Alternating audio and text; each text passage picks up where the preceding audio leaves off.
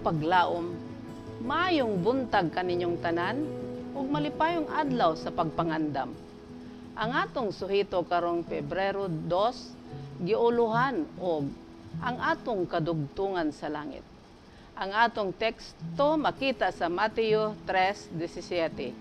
Og aniya karon, usa ka tingog gikan sa langit nag-ingon, kini maong akong anak nga pinalangga, kaniya may kalipay ako.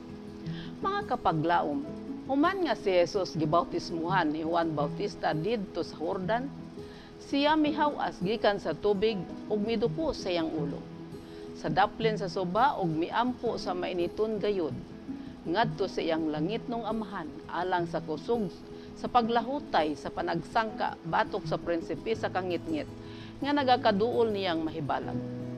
Ang mga langit naabli sa iyang pag-ampo ug ang kahayag sa maya sa Dios nga labaw pakasilaw sa adlaw sa panahon sa kaudtuhon miabot gikan sa trono sama sa salampati nga gisinawan og bulawan nga miliyok sa anak sa Dios samtang ang tin-aw nga tingog gikan sa himaya nadungog sa dakong pagkahalangdon nga nagaingon, kini mao ang akong anak nga pinalangga, kaniya may kalipay ako. Kini maoy kasiguruhan alang sa anak sa Dios nga ang iyang amahan midawat sa nahulog nga kalibutan pinaagi sa ilang representante ug nga iyang gihatagan sila og ikaduhang higayon. Ang panagsultihay tali sa langit ug yuta, tali sa Dios ug sa tawo nga nabungkag pinaagi sa pagkahulog ni Adan, gipadayon. Siya nga wala makaila og sala, nahimong sala alang sa kaliwatan, aron nga ang iyang pagkamatarong maambit sa tawo. Pinaagi sa pagkaputli sa kinaiya ni Kristo, ang tawo gituboy sa timbangan sa moral nga bili sa Dios o pinaagi sa makatakos ni Kristo.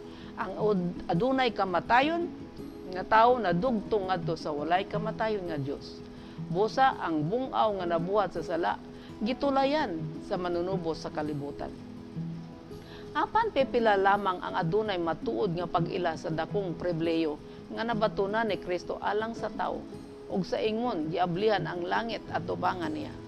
Ang anak sa Dios maoy representante sa atong kaliwatan ug ang pinasahi nga gahom ug himaya nga gihatag sa amahan sa langit kaniya og iyang mga pulong sa pag-uyon maoy pinakasiguro nga saad sa iyang gugma ug maayong kabubuton alang sa tawo. Samtang ang pagpataliwala ni Kristo alang kanato nadungog, ang ebidensya gihatag sa tawo nga ang Dios magadawat sa atong mga pag-ampo alang kanato pinaagi sa ngalan ni Jesus. Ang nagapadayon og mainiton nga pag-ampo sa pagtuo magadala kanato sa pagkahayag og kusog aron sa pagsukol sa pinakalabing mabangis nga pag-atake ni Satanas. Ang kinabuhi sa Kristohanon mao'y kinabuhi sa pag-ampo. Ang atong dako nga Pangulo magatudlo kanato sa nabuksan nga mga langit nga mao lamang ang tuburan sa kahayag ug kusog. Kapaglaom, kita nadugtong pag-usab sa langit tungod sa gibuhat sa anak sa Dios kanato. Siya mao'y atong kasiguruhan nga kita gidawat sa amahan balik kaniya human nga kita nahulog sa sala. Siya nahimong sala tungod kanato aron kita matuboy ngadto sa amahan.